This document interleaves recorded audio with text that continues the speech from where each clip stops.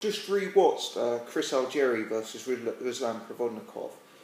I think it's quite an important fight to watch because either Chris Algieri is going to fight Amir Khan, or if he doesn't, I'm sure he'll turn up in some other decent fight. So it's an interesting piece of form because we all know what happened when Chris Algieri fought Manny Pacquiao.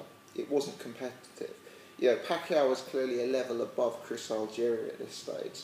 But what's interesting is when you drop one level below, the top class and Ruslan Provodnikov, and you look at that fight. Now let me say, when I first saw this fight, I thought it was a controversial decision. Ruslan Provodnikov was pushing the pace, he was very much the aggressor, he was very much the come-forward fighter, and I can understand why it would be controversial that a champion would lose his belt on this showing. I think it's the kind of fight, Provodnikov-Algieri, where judges could score this in very different fashions, dependent on what styles they prefer. And I think that's why there were such discrepancies with the judges' scorecards. I think one judge had Provodnikov up by 8, and 2 had Chris Algieri up by 2. So we're looking at a 10-round swing between the official judges, which is crazy. Now the commentary team, a chap called Steve Weisfeld, who I'm sure is well known in America, had it by a very wide margin to Provodnikov as well. So there were really sort of viewpoints all over the place. I myself, I've just gone back and watched it again, and I came up with a different score having watched it intently. I think this is the kind of fight, if you watch it from a distance, on in the room, maybe chatting to a few people, you're going to come up with the decision that Provodnikov won, because it is his momentum, it is him who's coming forward and pushing the pace. But if you actually sit there in silence, ignoring the commentary team and watching the fight in very close, minute detail, I think it's easier to score certain rounds to Chris Algieri. I've actually scored it a draw. I've scored it 1-13, 1-13. I've given Algieri 7 rounds, I've given Provodnikov 5 rounds, but the first round is 10-7 due to a double knockdown from Provodnikov. I thought the commentary team were particularly harsh on Chris Algieri in rounds 2, 3 and 4. I felt he was doing some really good work, and despite the knockdowns in round 1, was actually winning those rounds with boxing skill. He was throwing a higher volume of punches, he was landing a higher volume of punches, and in my opinion he was both outworking and outboxing Chris Algieri. So, definitely Algieri had success later on in the fight, but that period, rounds 2 to 4, is where I disagree mainly with the commentary team. So I view it as a very, very tough fight to call, but I think Chris Algieri has shown in this fight that if you take it one level below, clearly he's not going to beat the Mayweathers and Pacquiaos of this world. And for that matter, I don't think he's going to beat Amir Khan. I think Amir Khan's better, and I think stylistically it plays into Khan's hands. But, taking that aside, I think Algieri has shown that at an elite level, although not a Mayweather-Pacquiao level, he has got a lot of capabilities. And I want to talk about that briefly in this fight. Clearly he's a big, rangy individual that works well. He's tall, he's a bit lanky, he's got long reach, and he fights nicely from range. His jab is good. His jab is a solid weapon in this fight. Now, I know Chris Algieri is not a power puncher. I know people take the mick out of how light punching he is, but there's a few times, 2 notable times, where his jab really is effective in this fight. And I noticed specifically in the second round, he lands a jab that really snaps Provodnikov's head back. There's a similar instance later in the fight. So combined with that sort of height and range and jab, he's also got very, very good legs. He's very light on his feet, he's a good mover.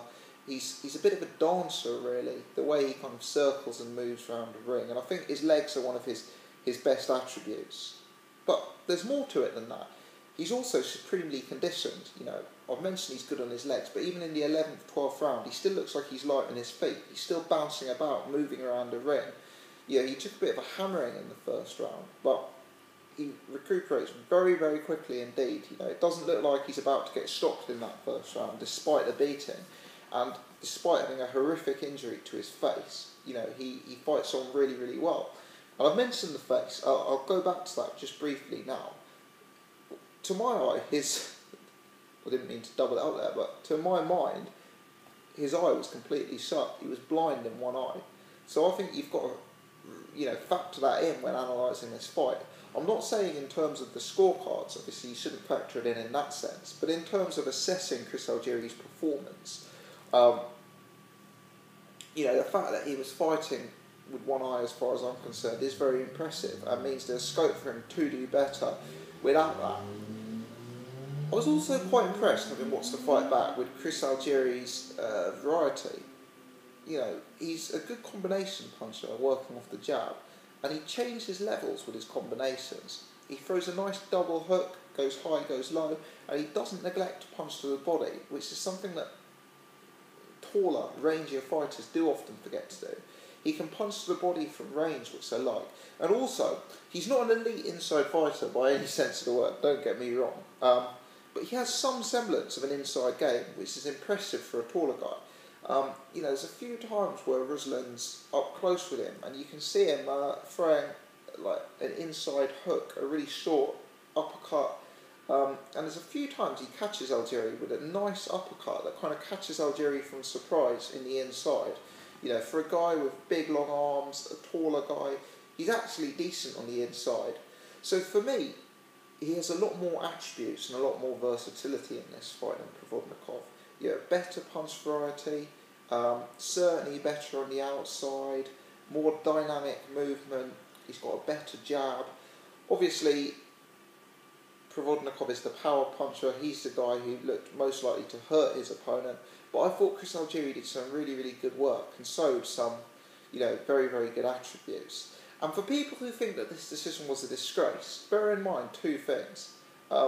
In round 10, at the end of round 10, Freddie Rose can audibly be heard saying to his fighter in the corner, "This fight is way too close. This fight is way too close. You need a knockout, Ruslan."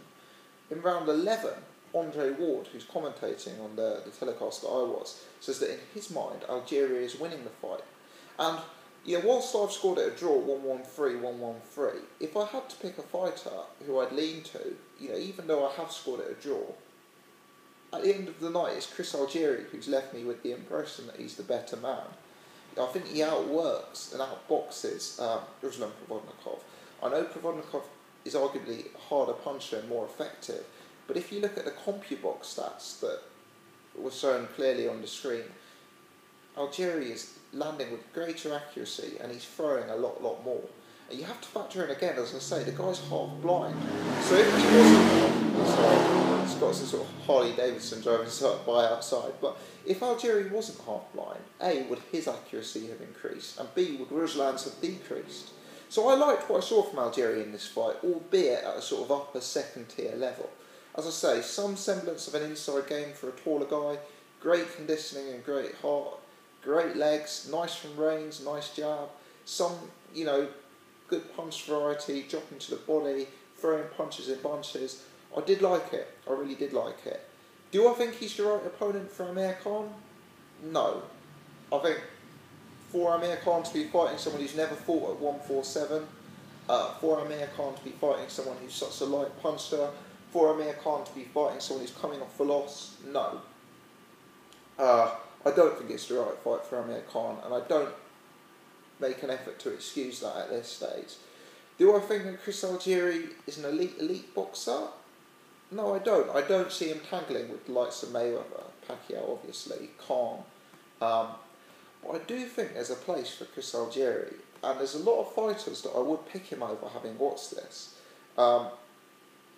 He really is a decent, he's got decent attributes and a decent skill set.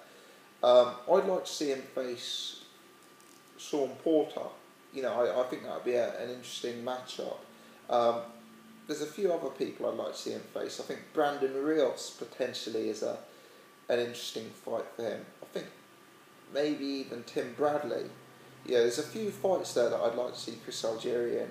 And whilst, as I say, I do think this fight was very close, it wasn't a horrible decision like I maybe thought it was at first was.